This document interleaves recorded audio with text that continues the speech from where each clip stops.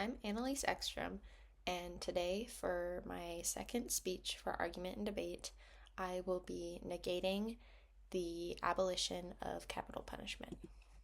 So, to start off, opponents of the death penalty, specifically my classmate, argue that it violates human rights, specifically the right to life, and that it's an expensive and ineffective tool for justice. I deeply respect the passion behind these concerns, but I believe that they miss a mark, both in principle and in practice. Capital punishment should not be abolished. When applied judiciously, it serves justice, affirms the value of innocent lives, and upholds the fundamental responsibility of the state to protect its citizens. It's often said that the government's role is to protect the right to life, and I completely agree. But what does that really mean? It means protecting innocent lives from those who intentionally, maliciously, and irreversibly take them. When someone commits a premeditated murder, when they rape and kill a child, or torture and execute an entire family, that person has shown complete disregard for the sanctity of life. At that moment, they've forfeited their own claim to the protections they denied their victims. Justice demands consequences proportionate to the crime. That's not vengeance, it's moral accountability. Now, critics say that executing someone for killing others is a bit of a contradiction. How can the state say killing is wrong by killing? But I believe that argument misses the point of justice itself. We imprison kidnappers, we fine thieves, and we take away custody from abusive parents. Not because we endorse those actions, but because we reject them. Punishment is not mimicry. It's society drawing a line and saying, this act is intolerable. And here's something else. Abolishing the death penalty doesn't affirm the right to life.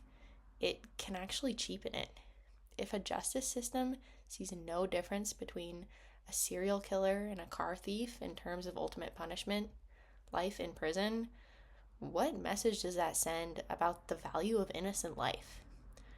The death penalty, when used in the most extreme cases, reinforces the idea that life is sacred. According to the 2023 Pew Research Center poll, 60% of Americans still support the death penalty for those convicted of murder. That public support speaks to a deep, intuitive sense that some crimes demand the highest form of accountability. Yes, capital punishment is expensive.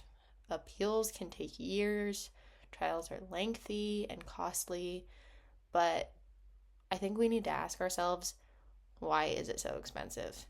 The answer is not the death penalty itself. It's the legal process surrounding it. A 2014 audit in Kansas found that the death penalty costs over $1 million more than non-capital cases, mainly due to a prolonged litigation. But that points to a need for procedural reform, not abolition.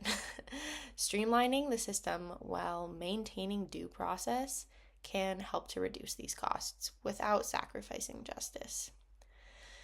Then there's the argument that the death penalty doesn't deter crime.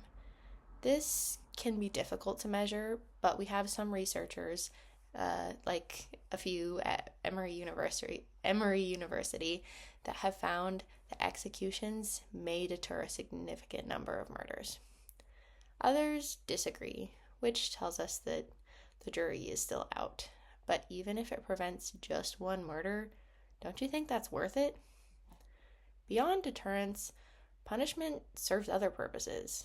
It offers closure to families, reinforces moral standards, and affirms the value of innocent life.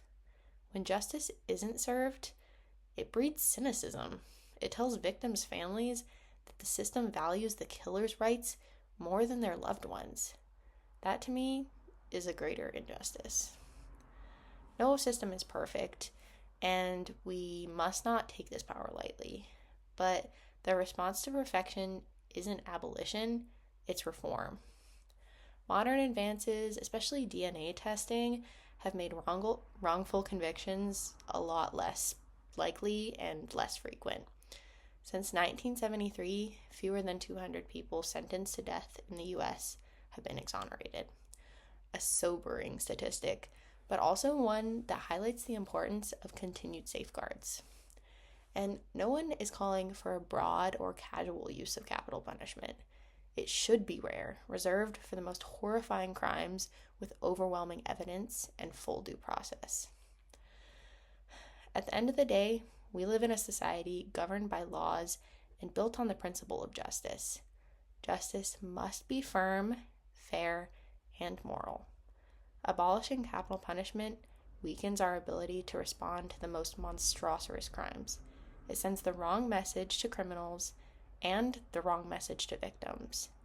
Instead of abandoning the system, we need to improve it. Capital punishment, rightly used, upholds the value of innocent life, delivers proportional justice, and provides moral clarity in the face of evil. Thank you.